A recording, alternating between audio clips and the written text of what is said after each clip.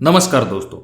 हमारे एक सब्सक्राइबर ने पूछा था कि स्लैब का नाप कैसे लेते हैं, तो हाजिर है हम उसके ऊपर वीडियो लेके। जैसा कि आप देख पा रहे हो, आपकी कमेंट अगर इंटरेस्टिंग होती है तो उसके ऊपर हम वीडियो बनाने की जरूर कोशिश करते हैं। तो इसके लिए आपको सिर्फ कमेंट करनी है, क्योंकि आपका अपना ही चैनल है। आज की वीडियो में हम एकदम सिंपल और आसान भाषा में जानने की कोशिश करेंगे कि स्लैब का नाप किस तरह से निकालते हैं। ये जानने के लिए 4 स्लैब का एग्जाम्पल लेंगे और रेट किस तरह से निकालते हैं और किन चीजों को आपको कंसिडर करना चाहिए। अब इसके लिए सबसे पहला स्लैब हम लेंगे जो कि है आयताकार, यानी कि रेक्टेंगल स्लैब को हम कंसिडर करेंगे। तो इसका मेजरमेंट कुछ इस हिसाब से होता है। अब ये चीज जरूर ध्यान में रखिए, जब भी आप स्लैब के ऊपर जाते हैं तो आपको स्लैब के 2 मेजरमेंट लेने पड़ते हैं। स्क्वायर फीट आपको निकालना पड़ता है। स्क्वायर फीट के लिए आपको सिर्फ 2 बाजू की जरूरत पड़ती है, एक लेंथ और एक विड्थ।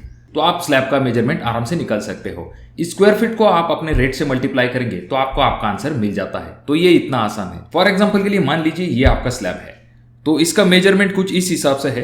अभी स्लैब की ये जो साइड है ये 50 फीट है, ये 50 फीट है और ये 30 फीट है और इसकी सामने वाली साइड भी 30 फीट है। यानी कि टोटल मेजरमेंट, जैसा कि आप बीम को आउटर को जैसे कि आप यहां से टेप लगाते हैं यहां तक, तो आपको मेजरमेंट 50 फीट तक मिल जाएगा। और अगर आप यहां से लेके यहां तक टेप लगाते हैं तो आपको मेजरमेंट 30 फीट तक मिल जाएगा। तो आपको क्या करना है, simple 50 multiply 30 is equal to आ जाता है हमारा 1500 स्क्वायर फीट।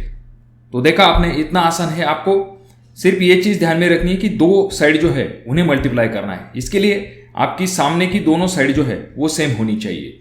अगर यहां पर 55 है, यहां पर 50 है, तो आपको जो है स्क्वायर फीट निकालते समय इसका मीन लेना पड़ता है।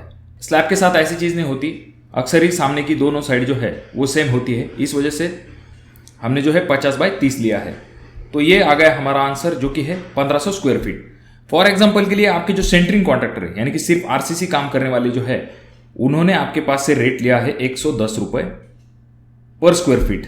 तो उसे हम हमारे एरिया से मल्टीप्लाई करेंगे, यानी कि 1500 से मल्टीप्लाई करेंगे तो हमारा आंसर आ जाता है, यानी कि 110 मल्टीप्लाई 1500, हमारा आंसर आ जाता है 1,65,000 रुपीज। तो देखा आपने, ये इतना आसानी से आप जो है स्लैब का मेजरमेंट ले सकते हैं। अब ये हो गई रेक्टेंगल स्लैब की बात। यहां पर आपको ये चीज जरूर ध्यान में रखनी है, कुछ सेंटरिंग कॉन्ट्रैक्टर जो है वो छज्जे का भी नाप जो है उसे कंसिडर करते हैं। तो आपको उसे कंसिडर करने की कोई आवश्यकता नहीं। आपका जो स्लैब होगा सिर्फ उसके मेजरमेंट आपको कंसिडर करने हैं। हाँ, अगर आपने यहाँ पर बालकनी या फिर आपका पोर्च बढ़ जाता है, ऐसे वक्त में उसका रेट जो है उसे लिया जाता है, तो वो हम आगे की कंडीशन में देखेंगे। अब हमारा जो नेक्स्ट स्लैब है वो है स्क्वायर शेप में, यानी कि उसका मेजरमेंट हम कंसिडर करेंगे 30 फीट बाय 30 फीट, यानी कि हमारी सभी बाजू जो है वो 30 फीट है। तो इस स्लैब का हम स्क्वायर फीट किस तरह से निकालेंगे, तो जाहिर सी बात है इन दोनों साइड को हम कंसिडर करेंगे। तो 30 feet multiply 30 feet is equal to आ जाता है हमारा 900 स्क्वायर फीट। तो हमारे कॉन्ट्रैक्टर ने हमें 110 रुपए पर स्क्वायर फीट, तो उसे अगर हम हमारे 900 से मल्टीप्लाई करेंगे तो हमारा आंसर आ जाता है 99,000 रुपीज। तो ये हो गया दोस्तों, इतना सिंपल और आसान है। आपको क्या करना है, दोनों बाजू को मल्टीप्लाई कर लेना है, इन दोनों बाजू को मल्टीप्लाई कर लेना है और आपका आंसर जो है वो आ जाता है। अब ये 2 कंडीशन हो गई कि जब आपका स्लैब रेक्टेंगल है या फिर स्क्वायर है, तो ऐसे वक्त में आप किस तरह से निकाल सकते हैं। हमेशा वो रेक्टेंगल या फिर स्क्वायर नहीं होगा, तो उसमें जो है थोड़े बहुत ऑफसेट निकल के आते हैं, तो उसे हम किस तरह से निकाल सकते हैं ये हम देखेंगे। पर उसे निकालने से पहले आपको ये चीज जरूर करनी है कि अभी तक आपको अगर ये वीडियो समझ में आ गया होगा तो इस वीडियो को लाइक कर दीजिए, और अगर आप इस चैनल को सब्सक्राइब कर देते हैं, ऐसे वक्त में आपको स्क्वायर फीट निकालने में बहुत ज्यादा आसानी होगी। तो अब आते हैं हम हमारे तीसरे कंडीशन पे। जैसा कि आप इस स्लैब को देख रहे हैं, यहां पर दोनों साइड जो है वो सेम तो नहीं है, यानी कि ये साइड और ये साइड ये तो सेम नहीं है। तो इसका हम स्क्वायर फीट किस तरह से निकालेंगे, तो इसके लिए सिंपल एक तरीका ये होता है कि आपको जो है इस स्लैब को थोड़ा सा डिवाइड कर देना है। वो किस तरह से, आपको यहाँ पर यहां तक मेजरमेंट ले लेना है। आपका टेप लगा के आपको पहले तो ये मेजरमेंट टोटल ले लेना है। फॉर एग्जाम्पल के लिए हम मान के चलेंगे हमारा ये जो मेजरमेंट है ये 20 फीट है और उसके बाद में ये जो हमारा मेजरमेंट आएगा ये आ गया हमारा 10 फीट का। और अगर हमने इसके 2 पार्ट कर दिए हैं तो ये भी मेजरमेंट हमारा आ रहा है 20 फीट तक का। ओके, तो ये हो गया। और यहाँ पर ये मेजरमेंट आ रहा है हमारा 30 फीट का। ओके, और ये भी आएगा हमारा 30 फीट का। ये बॉक्स अलग है, ये हमारा पहला एरिया आ जाएगा और ये दूसरा एरिया होगा। तो ये मेजरमेंट हमने लिया है 12 फीट का, ये भी आएगा हमारा 12 फीट, ये आ गया हमारा 10 फीट। तो हमें क्या करना है, पहले तो हम इस स्लैब का एरिया निकाल लेंगे जो कि हमारा आ जाता है 20 feet multiply 30 feet is equal to आ जाता है हमारा 600 स्क्वायर फीट। अब इसे हमें डायरेक्टली रेट से मल्टीप्लाई नहीं करना है क्योंकि हमें इसका भी एरिया निकालना है। तो इसका एरिया कितना आएगा हमारा 10 feet multiply 12 feet is equal to आ जाता है हमारा 120 स्क्वायर फीट। तो ये हमारा 1 हो गया, तो ये हमारे 2 नंबर वाले स्लैब का एरिया हो गया। तो इन दोनों को अगर हम प्लस करते हैं यहाँ पर और उसके बाद हमारा आंसर आ जाता है 720 स्क्वायर फीट। यानी कि इन दोनों को अगर हम मिला लेंगे, यानी कि स्लैब 1 और स्लैब 2 को अगर हम मिला लेंगे तो हमारा 720 स्क्वायर फीट आ जाता है। अब हमारे जो सेंटरिंग वाले हैं उन्होंने रेट बढ़ा लिया है, तो उनका रेट उन्होंने अभी लिया है 120 रुपए पर स्क्वायर फीट के हिसाब से। तो इन दोनों को अगर हम मल्टीप्लाई करते हैं तो हमारा आंसर आ जाता है 86,400 रुपीज। ओके, पहले तो हमने इस एरिया को निकाल लिया, उसके बाद में हमने इस एरिया को कैलकुलेट कर लिया। इन दोनों को अगर हम प्लस कर देते हैं उसके बाद हमारा स्क्वायर फीट आ जाता है। उसके बाद जो है हम हमारा रेट जो है उसे मल्टीप्लाई करते हैं तो हमारा आंसर इस तरह से आ जाता है। तो इतना सिंपल और आसान है दोस्तों। और एक कंडीशन देखते हैं जिससे कि आपको समझने में थोड़ी सी आसानी होगी।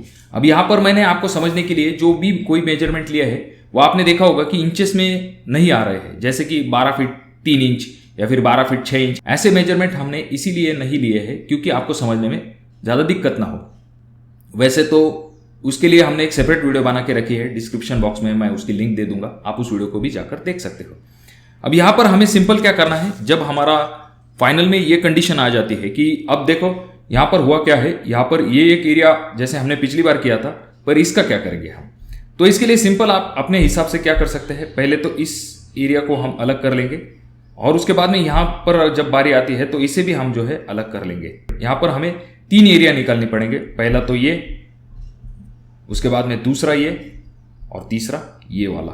फॉर एग्जाम्पल के लिए हम मान के चलेंगे हमारा जो ये एरिया है तो ये 35 है, ये भी 35 है, ये भी 35 है और ये भी 35 फीट है। तो इन सभी को अगर हम ले लेंगे तो जाहिर सी बात है इन दोनों साइड का हमें जो है मल्टीप्लिकेशन करना है। तो 35 feet multiply 35 feet is equal to आ जाता है हमारा 1225 स्क्वायर फीट। अब हम यहाँ पर दूसरे स्लैब की तरफ जाएंगे जिसको हमने कंसिडर किया है कि इसका साइज है 8 फीट बाय 12 फीट। ये भी आ गया हमारा 8 फीट, ये आ गया हमारा 12। तो 8 मल्टीप्लाई 12 इज इक्वल टू आ जाता है हमारा 96 स्क्वायर फीट। अब आखिर में हम यहाँ पर आते हैं, जैसा कि मैंने आपसे कहा था कि जैसे हमने पिछली बार किया था कि इस स्लैब को अलग किया था, उसके बाद में इस स्लैब को भी अलग किया था। पहले हमने इसका एरिया निकाल लिया, उसके बाद में दूसरा इसका एरिया निकाल लिया, उसके बाद में आपने तीसरा इसका एरिया निकालेंगे। तो ये साइज जो है हमारा ये 3 फीट है ऐसा, और ये 10 फीट कंसिडर किया है, और ये भी 3 फीट हो गया, ये भी 3 फीट, सॉरी ये 10 फीट हो गया। तो यहाँ पर ये आ जाता है हमारा 3 feet multiply 10 is equal to 30 square feet. इन तीनों एरिया को अगर हम मिला लेते हैं तो हमारा आंसर आ जाता है 1351 स्क्वायर फीट। तो इसे हमने हमारे कॉन्ट्रैक्टर के रेट से मल्टीप्लाई करना है, जो कि रेट बढ़ चुके हैं, इस वजह से उन्होंने 120 रुपये पर स्क्वायर फीट रेट कर लिए है। तो हमारा आंसर आ जाता है दोस्तों 1,62,120 रुपये। तो इतना आसान और सिंपल है दोस्तों। यहाँ पर ये चीज़ ज़रूर ध्यान में रखिए, मैंने जैसे आपसे कहा कि यहाँ पर कुछ लोग कहते हैं कि टावर का एरिया जो है, यानी कि जो हॉलो पोर्शन होता है, उसे कंसिडर करना चाहिए या नहीं। तो जो आपका जीना का एरिया होता है, जहाँ पर स्लैब आपका नहीं आता, ऊपर की तरफ आता है, तो उसे आपको नीचे के स्लैब में कंसिडर करना पड़ता है।